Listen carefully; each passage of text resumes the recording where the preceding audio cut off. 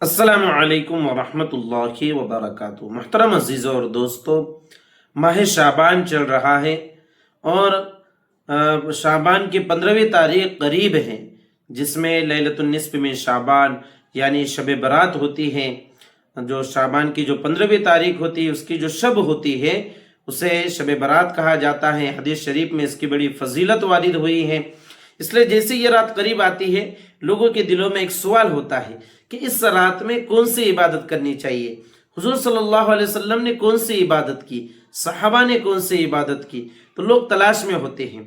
और इसी का फ़ायदा उठाते हुए कुछ लोग इल्म न रखते हुए भी ऐसे मैसेजेस सोशल मीडिया के ऊपर चला देते हैं कि इस रात में इस तरह से इबादत करे, इस रात में 2 रकात नमाज इस तरह से पढ़े, इस रात में ये वजीफ़ा इस तरह से पूरा करे, इसका ये फ़ायदा होगा। तो मेरे अजीज़ों और दोस्तों, इसलिए बेहतर मालूम हुआ कि इस रात के ताल्लुक से, यानी शब बरात के ताल्लुक से, लैलतुन निस्फ मिन शाबान के ताल्लुक से जो इबादतें या जिन इबादतों के ताल्लुक से हदीस शरीफ में क्या आया है, उसको आज की इस वीडियो में हम समझने की कोशिश करेंगे। मेरे अजीज़ों और दोस्तों, देखिए, शाबान का महीना वैसे ही बड़ी फजीलत वाला महीना है, इसलिए कि इस महीने के अंदर आप सल्लल्लाहु अलैहि वसल्लम बकसरत रोजे रखा करते थे और आपने अपनी उम्मत को भी इस महीने के अंदर कसरत के साथ रोजा रखने की तालीम दी है। दूसरी वजह जो अहादीस से पता चलती है कि इस महीने के अंदर बंदों के आमाल बारगाह इलाही में पेश किए जाते हैं, इसलिए भी इस महीने की फजीलत बढ़ जाती है। तीसरी वजह यह है कि यह महीना चूंकि रमज़ान से पहले है, इसलिए इस महीने के अंदर इबादत की एक आदत इंसान को पड़ जाना चाहिए, ताकि रमज़ान के महीने में इबादत अदा करने में, रोज़े रखने में, नमाज पढ़ने में एक नशात उसकी तबीयत के अंदर मौजूद रहे। तो मेरे अजीज़ों और दोस्तों, देखिए, एक हदीस आपको सुनाता हूँ। हज़रत उसामा बिन ज़ैद रदी अल्लाह तआला अन्हु की हदीस है। हज़रत उसामा बिन ज़ैद रदी अल्लाह तआला अन्हु ने हुज़ूर सल्लल्लाहु अलैहि वसल्लम से पूछा कि आखिर क्या वजह है कि हम आपको शाबान के महीने में इतना कसरत से रोज़ा रखते हुए देखते हैं कि दीगर महीने में आप इतनी कसरत से रोज़े नहीं रखते। तो आप सल्लल्लाहु अलैहि वसल्लम ने फरमाया, ये एक महीना है रजब और रमज़ान के दरमियान कि लोग इसकी फजीलत से गाफिल हैं। ये शाबान का महीना है, इस शाबान के महीने के अंदर बंदों के आमाल बारगाह इलाही में पेश किए जाते हैं। इसलिए मैं इस बात को पसंद करता हूँ कि मेरा अमल अल्लाह के बारगाह में इस तरह पेश किया जाए, इस हालत में पेश किया जाए कि मैं रोज़े से रहूँ। इसलिए पूरे शाबान के महीने में मेरे अजीज़ और दोस्तों, ख़ास तौर से इबादत का एहतमाम करना चाहिए। और फिर शाबान के महीने में भी ख़ास तौर से शब बरात में, यानी 15वीं शाबान की शब में ख़ास इबादत करने का एहतमाम मुसलमानों का, अहले ईमान का होना चाहिए। इसलिए कि इस रात के ताल्लुक से 10 सहाबा किराम रदी अल्लाह अन्हुम अजमईन से फजीलत मनकूल है। इसलिए जो लोग इस रात की फजीलत का इनकार करते हैं, गोया इन 10 सहाबा किराम रदी अल्लाह अन्हुम अजमईन की बातों का इनकार कर रहे हैं। अगरचे इनमें से कुछ अहादीस सनदी एतबार से कमज़ोर हैं, लेकिन फजीलत के बाब में यह अहादीस काबिल कबूल हैं। मुहद्दिसीन का उसूल है कि जब कोई हदीस कमज़ोर हो और दूसरी सनद के एतबार से और दूसरी अहादीस से उसकी तायीद होती हो, दूसरी अहादीस उसकी शवाहिद बनती हो, तो फिर उन हदीसों को कबूल किया जाता है। बहरहाल हदीस शरीफ में मजमूए एतबार से हदीस शरीफ से पता चलता है कि इस रात में अल्लाह रब्बुल इज़्ज़त की ख़ास रहमतें बरकतें नाजिल होती हैं। अल्लाह रब्बुल इज़्ज़त कबीले बनु कल्ब की बकरियों के बालों के बराबर अपने बंदों की मग़फ़िरत फरमाते हैं। कबीले बनु कल्ब जो कि अरब में एक मशहूर कबीला है, जो कि बकरियों के पालने में बड़ा मशहूर था, तो उनके पास बड़ी कसरत से बकरियां हुआ करती थी। तो फरमाया कि उससे भी, उन बकरियों के जिस्म के ऊपर जो बाल है, उससे भी ज्यादा अल्लाह रब्बुल इज़्ज़त अपने बंदों की मग़फ़िरत फरमाते हैं।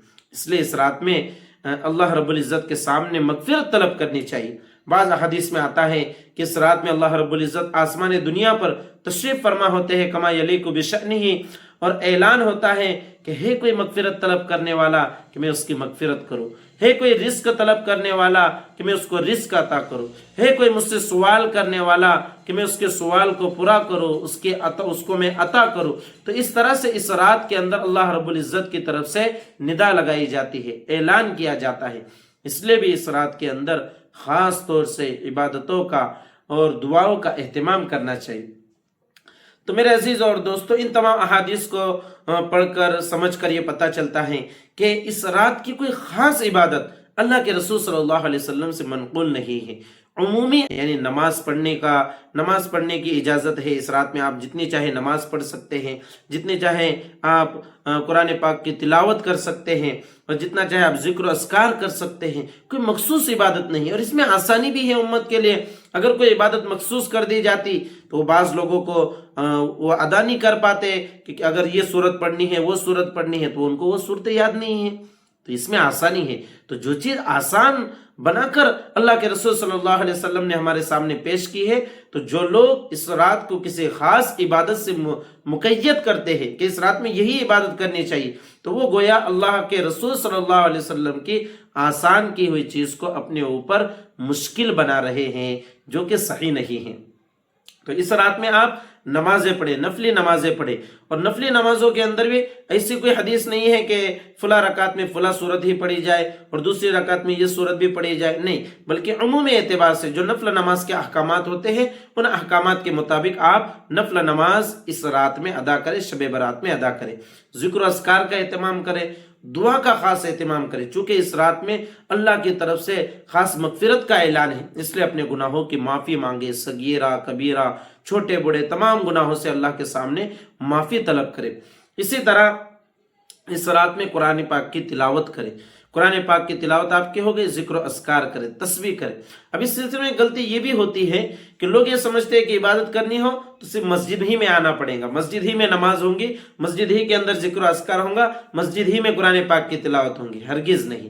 آپ اپنے مقام پر، آپ اپنے مکان میں جا کر آپ نفل نمازیں پڑھیں، قرآن پاک کی تلاوت کریں، بجائے مسجد میں کرنے کے۔ اس لیے کہ دیگر احادیث میں یہ بات بھی آئی ہے، آپ نے بھی سنا ہوگا کہ اپنے گھروں کو قبرستان نہ بناؤ، اس لیے کہ جن گھروں میں نماز نہیں پڑھی جاتی، جہاں پر عبادت نہیں کی جاتی، وہ گھر گویا کہ قبرستان کی مانند ہے، اس لیے کہ قبرستان میں بھی نماز نہیں پڑھی جاتی۔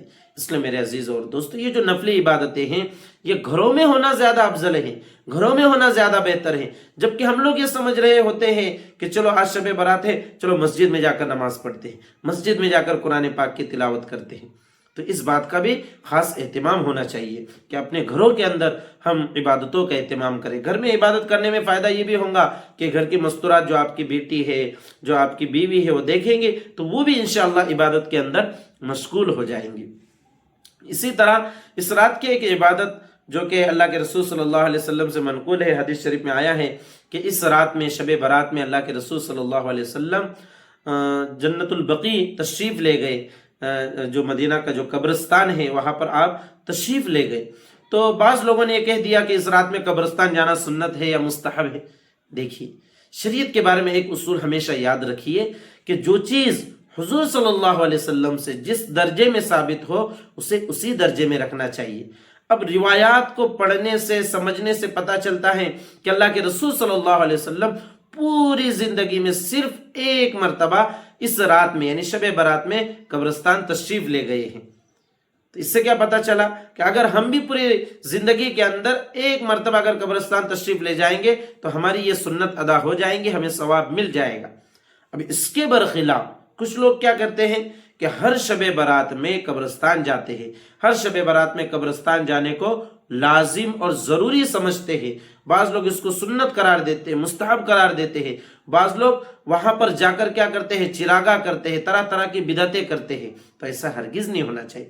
ایسا کرنے کی وجہ سے آدمی نیکی برباد اور گناہ لازم کا مصداق بن جاتا ہے۔ اس لیے شب برات میں، لیلۃ النصف من شعبان میں، 15ویں شعبان کی شب میں آپ قبرستان جائیے، لیکن کسی سال چلے گئے، کسی سال نہیں گئے، اس لیے کہ حضور صلی اللہ علیہ وسلم سے صرف ایک مرتبہ جانا ثابت ہے۔ تو اس طرح سے کرنا چاہیے کہ کبھی چلے گئے، کبھی نہیں چلے گئے۔ اگر چلے بھی گئے تو اس جانے کو ضروری اور لازم نہ سمجھے، اس کو بالکل فرض اور واجب کا درجہ نہ دے دے۔ تو اس بات کا خاص خیال رکھنا چاہیے۔